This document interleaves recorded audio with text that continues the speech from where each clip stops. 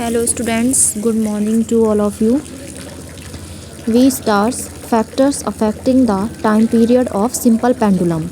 तो देखिए, सबसे पहले हम जब सिंपल पेंडुलम की बात कर रहे हैं तो सिंपल पेंडुलम में हमने एक ऑब्जेक्ट को एक मीन पोजीशन के थ्रू जब मूव करवाया था तो आपके पास वहाँ पर दिखाया गया था कि हमने एक मीन पोजीशन ओ ली है जिसे हमने ए के थ्रू उस मीन पोजीशन से बार बार उसका पेंडुलम करवाया था, ठीक है, जिसे हम बोब भी बोलते हैं। तो अब देखिए, सिंपल पेंडुलम का जो टाइम पीरियड है वो कौन कौन से फैक्टर पर डिपेंड करता है, हमें वो बताना है। तो पहला है dependence of the periodic time of a pendulum on the amplitude. तो पीरियोडिक टाइम का जो डिपेंडेंस है पेंडुलम का एम्पलीट्यूड पर, वो कौन कौन से फैक्टर, एम्पलीट्यूड पर, लेंथ पर और ग्रेविटी पर, तीन चीज़ों पर ही सिंपल पेंडुलम का जो टाइम पीरियड है वो इफ़ेक्ट करता है, उसके फैक्टर पर डिपेंड करता है, ठीक है। तो जब हम एम्पलीट्यूड की बात कर रहे हैं तो यहाँ पर देखिए, it is evident from the pendulums formula that it's periodic time does not depend upon the amplitude. ये मतलब पेंडुलम फार्मूले से जो ये निकल कर आया है कि पीरियोडिक टाइम कभी भी डिपेंड नहीं करता, एम्पलीट्यूड पर डिपेंड नहीं करता है। But this is true only for small amplitude, लेकिन ये आपका स्मॉल एम्पलीट्यूड पर डिपेंड करता है, ठीक है। If the angular amplitude starting, अब जो एंगुलर एम्पलीट्यूड है वो स्टार्ट हो रहा है अगर 5 डिग्री से, तो वो इंक्रीज़ होगा, फिर 10 डिग्री होगा, 15 डिग्री होगा और अप टू 60 डिग्री होगा। And the periodic time we measured in each case, तो जो पीरियोडिक टाइम है वो आपका हर एक केस में मेजर्ड होगा। Then we see that up to 10 degree से 15 degree the periodic time remains unchange. इस तरह आपका पीरियोडिक टाइम क्या रहेगा, अनचेंज रहेगा। But after this it increases, लेकिन ये आपका क्या होता रहेगा, इंक्रीज़ होता रहेगा, ठीक है। तो जो आपका एम्पलीट्यूड, इसका जो एम्पलीट्यूड पर डिपेंड करता है, टोटल एम्पलीट्यूड पर नहीं, केवल स्मॉल एम्पलीट्यूड पर डिपेंड करता है, ठीक है। सेकंड पॉइंट है dependence of the periodic time of a pendulum on the effective length. अब हम लेंथ की बात करेंगे तो it is evident from the pendulum formula that the periodic time T of a pendulum is directly proportional to the square root of its effective length L. इसका मतलब जो ये पेंडुलम का टाइम पीरियड है वो डायरेक्टली प्रोपोर्शनल होता है किसके, इफेक्टिव लेंथ एल के। If the length of the pendulum we increased, अगर पेंडुलम की जो लेंथ है वो आपकी इंक्रीज़ होगी 4 टाइम्स, तो पीरियोडिक टाइम क्या हो जाएगा, ट्वाइस हो जाएगा। When a girl sitting on a swing stands up then her centre of gravity rises up, तो जो इसकी सेंटर ऑफ ग्रेविटी है वो क्या होने लगेगी, इंक्रीज़ होने लगेगी। And so the effective length, और स्विंग की जो इफेक्टिव लेंथ रहेगी वो क्या रहेगी, डिक्रीज़ होने लगेगी, ठीक है।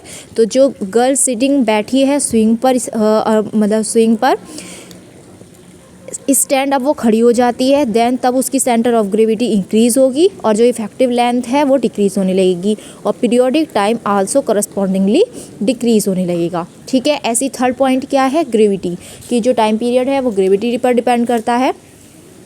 अब देखिए, अब यहाँ पर the periodic time of a simple pendulum is inversely proportional to the square root of the acceleration due to gravity. अब सिंपल पेंडुलम का जो पीरियोडिक टाइम है वो आपका इन्वर्सली प्रोपोर्शनल है to the square root of the acceleration के when a pendulum clock is taken up. अब यहाँ पर जो पेंडुलम है आपका वो क्लॉक कर रहा है टू ए हिल और down in a mine, then due to decrease in the value of G, तो इससे जो स्मॉल जी की वैल्यू रहेगी वो क्या होगी, डिक्रीज़ होगी, और जिसका पीरियोडिक टाइम है वो इंक्रीज़ होगा, तो क्लॉक आपकी क्या हो जाएगी, स्लो डाउन, वो अपना आप ही हो जाएगी, ठीक है।